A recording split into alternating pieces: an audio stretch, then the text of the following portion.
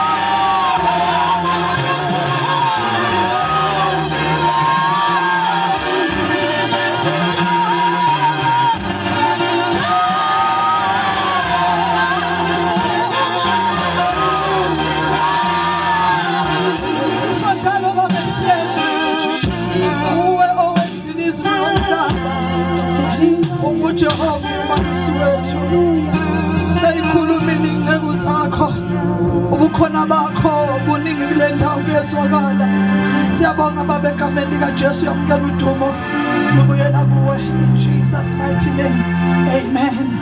Siqhubela izandla uNkulunkulu wethu owenzile izulu nomhlaba. Ngiyabingelela ukuthatha kukaNkulunkulu. Bingelela amazulu phakathi kwethu ekseni. Bingelela amazulu ngoba senzela umusa besingathanda. God, if it was not for His grace, we wouldn't be where we are now. Umusa wakho sanele. Abanye bebefisa kodwa bafikanga. Ngakho wena ofikile unenhlahla. And uNkulunkulu has got a purpose. Abaningi sebeqale bayibamba into zabo. Ngoba inkonzo ayiqala ezwini, iqala inkonzo mayiqala. Already abanye uNkulunkulu sebathintile. Already into zabo sebeyibambile. Ngiyabingelela kakhulu Khehla. Amen. Ngiyabingelela kakhulu Khehla mpakisa mfundisi egameni lika Jesu. ngifuna ngimbone semncanyana kakhulu. Jesus. Hallelujah. Akakhulu phela umuntu kumama bakithi. Noma senentshebe emhlophe khona lemsiko ngithe ngikhuphukela ngathi kodwa Nkosi yami ngibona ngikhuphuka entabeni. uNkulunkulu makagcine makakulondoloze. Athandaze egameni lika Jesu. Hamba la ukuthi uNkulunkulu akuphe indlebe yokulalela. Jesus. Sisesikhathini esibi la khona uNkulunkulu afika khulume along the way. Sidivert ngenxa yabantu abaseduze kwethu. Ngesikhathi uNkulunkulu ekhuluma ukhulume nawe wedwa. Bekade singekho ungasilaleli noma sibadala. Uma kukhulu sikhuluma into ephambanayo nento uNkulunkulu ayikhulume kuwe. Because you will never be able to say to God, ngenza ngoba kusho umama unyandeni maze ngidala kunami spiritual, but uNkulunkulu uzokubuza ngento ayikhulume kuwe. Kuthi angithi kulezi insuku sesikhathini la khona abantu uNkulunkulu afaka abanike ivision besibone ngathi ihamba kancane, sigijime siyothanda siyoba nge-steering kanye nabo sifuna ukushayela nathi. Asimiyekeleni upakisa ishayela le moto. Hallelujah. Hallelujah. Noma benginaso iskill sami sokushayela kodwa kule akushayeli mina kushayela yena. Ngizokwenzani ngizosupport udriver. Wale vision asimshaleni izandla umoya ingcwele. Ngiyakubingelela noma kodwa kwami egameni lika Jesu Kristu. I know ukuthi without her support ngaba wukho la. Uma indoda kaNkulunkulu igane umuntu obangumsindo ifika zonke insuku ikhathele ebukhoneni benkosi. Ngoba unkosikazi iradio kodwa unkosikazi oyiradio emadolweni uthi noma ngekho kodwa umyeni wakhe umbone namandla ngoba uthola unkosikazi ohlakaniphile. Ngiyabingelela abafundisi bonke abantu abasenhlizweni yami kulezi insuku. Hallelujah. Bonke abafundisi imphathi wahlelo ngiyakubingelela khehla uzojwayela nje okhehla abaningi.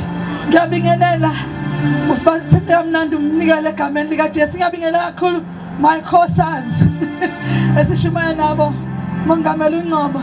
Ngiyabingelela Pastor Amen David. Ngiyabingelela egameni lika Jesu phela umuntu kwala ibizwa ngegama uyaqonda yena.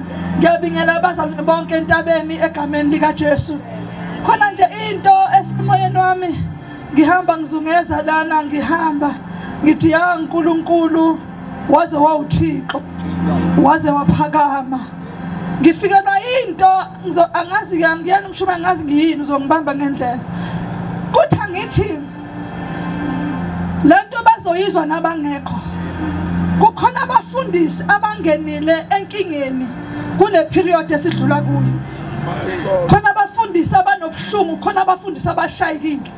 Kukhona abasaba ngisho ukuphumela emhlabeni ngenxa yezimo abadlule kuzo. Kodwa ngisazungezwa ngizwe uNkulunkulu athi njalo mangizokwenza into ngomuntu ngivama ukuqala umlando ngayo.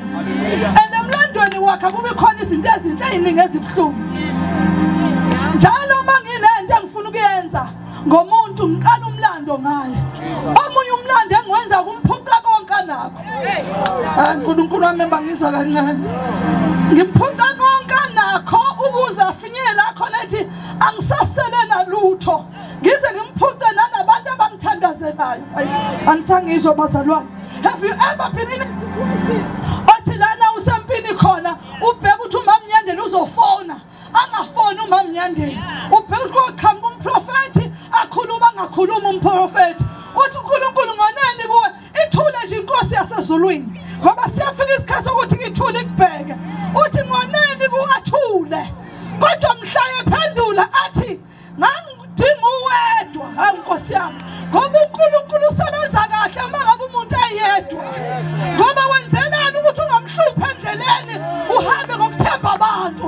Ingakho iBhayibheli babusisiwe laba abathemba labo kuJehova manje ukuze uNkulunkulu aqeqeshe kulento ekubizele yona ivume lento yokukhishwa esiqwini niyapha entebeni sikhishwa esiqwini nathatha ingubo yengedwa ekseni nganyukela entabeni why inkosi ikhipha esiqwini. Hallelujah. Jesus. Hela masaya mama.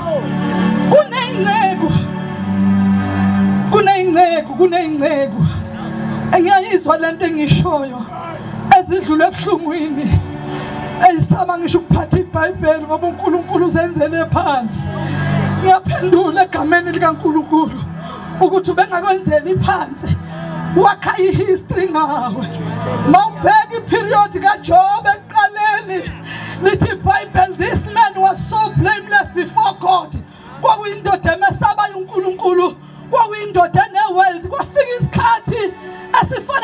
2020